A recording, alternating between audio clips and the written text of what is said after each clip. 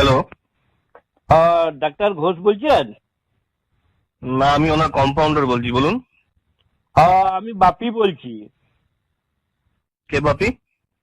লাও বাবা, বাপি মানে বাপি, আমি বাপি, আমি কে আবার কি করে বুঝাবো বলুন। বলছি যে আমার বউ 7 মাসের পুয়াতি আছে, তো ডাক্তার বলেছিল 7 মাস হইলে পরে একবার চেক আপ করাই নিয়ে যাবেন, তাই নামটা লেখাচ্ছি। আচ্ছা, নামটা বলুন। আমার বউ। কি কি বলছেন? আমার বউ, আমার বউ? আপনার লয় আমার বউ। আরে দাদা, আপনার আপনার বউয়ের তো একটা নাম আছে নাকি? হ, সে তো থাকারই কথা। লেখুন, ঝুমারানী, ঝুমারানী রায়। বলি হুম। ঝুমারানীকে একসঙ্গে লিখবেন। আরে বাবা, নাম লিখতে জানি। হ্যাঁ, সে তো বুঝলাম, কিন্তু জানেন তো আধার কার্ডে ঝু লিখেছে, তারপরে ফাঁক দিয়ে পরে মারানি। এই আধার কার্ডে লোককে দেখাইতে পারি, তাই বলে দিলাম আর কি। বয়সটা বলুন, বয়সটা। এই 32 নাহলে 33 হবে তো নাকি?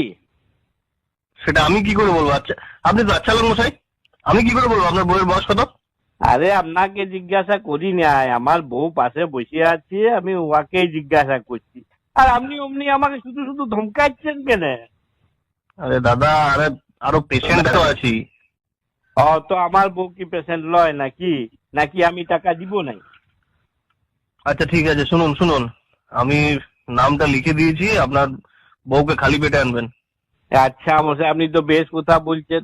বললি আপনাকে তো বললাম আমার বউ 7 মাসের পুয়াতি, তোমাকে আমি খালি পেটে কি করে নিয়ে যাবো? ও দাদা, আপনি কি কাজের সময় ইয়ার্কি মারছেন নাকি? হ্যাঁ, খালি পেট, খালি পেটে মানে কিছু না খেয়ে আসার কথা বলছি। কাল সকাল 8:30টায় চলে আসুন। দাদা কালকে হবে না, কালকে আমার একটুকু কাজ আছে, মাঠে ফাটে একটু খেতারও করতে হবে, আমি পরশু যাব। পরশু হবে না, পরশু ডাক্তারবাবু, পরশু থেকে 11 দিন থাকবেন না, বাইরে যাবেন। এটা কিরকম হইলো? ওই আমার বউ এখন পুয়াতি আর ডাক্তার বাবু এখন বাইরে গেলে কি করে হবে? তাহলে আমার বউকে দেখবে কে? শুনুন শুনুন, পেশেন্টদের যাতে অসুবিধা না হয় সেই জন্য ওই কটা দিন অন্য একজন ডাক্তারবাবু থাকবেন, উনি দেখে দেবেন, কোনো অসুবিধা হবে না, আপনি পরশু আসুন।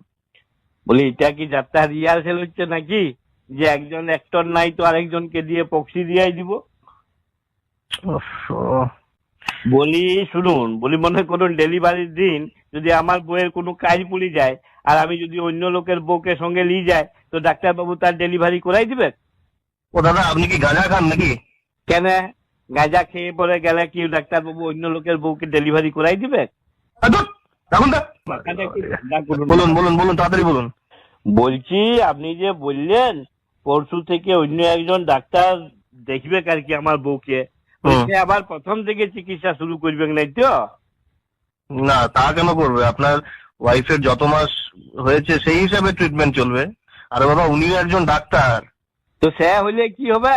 চোখের সামনে তো অনেক কিছুই দেখলাম। এই আমার বড় বেটা টিউশনি মাস্টারটা পাল্টাই দিলাম, তো অন্য একটা টিউশনি মাস্টার এলো, তো সে আবার প্রথম থেকে পড়াইতে শুরু করলো। যে লাস্টে কি হইলো, আমার বেটাটা সব বন্ধুর থেকে পিছুয়াই দিল। তো এই নতুন ডাক্তার এসে পরে আমার বউয়ের ডেলিভারির ডেটটা আবার পেছ করাই দিবেন নাই তো ডাক্তার বাবু? দেখুন, আপনি কিন্তু আমার মাথাটা খুব গরম করে দিচ্ছেন। ফালতু এসব উল্টো পাল্টা কাজের সময় বিরক্ত করে রাখুন তো। কি মানে কাজের সময় আপনি কি শুরু করেছেন কখন থেকে বলুন তো? মাঝে মাঝে ফোন করছেন, এরকম ডিস্টার্ব করছেন। আমাদের কি পেশেন্ট নেই নাকি, কাজ নেই? মানে বুঝতেই তো পারছেন আমার বউ পুয়াতি বিপদে পড়েছি। বলি যে নতুন ডাক্তার যে আসবে, বলি নতুন যে ডাক্তার আসবে সে মানে পুয়াতির ডাক্তার বটে তো? মানে মানে আমার দাঁতের ডাক্তার ফাক্তার লয় তো, নাহলে আমার ছেলে আবার সময় দাঁত টানাটানি শুরু করলে বিপদে পড়ে যাবো ডাক্তার বাবু। ফালতু। আপনি কি আমরা কিন্তু ডাক্তার দেখানো বন্ধ করে দেবো এখানে, এরকম যদি বিরক্ত করেন। দেখুন।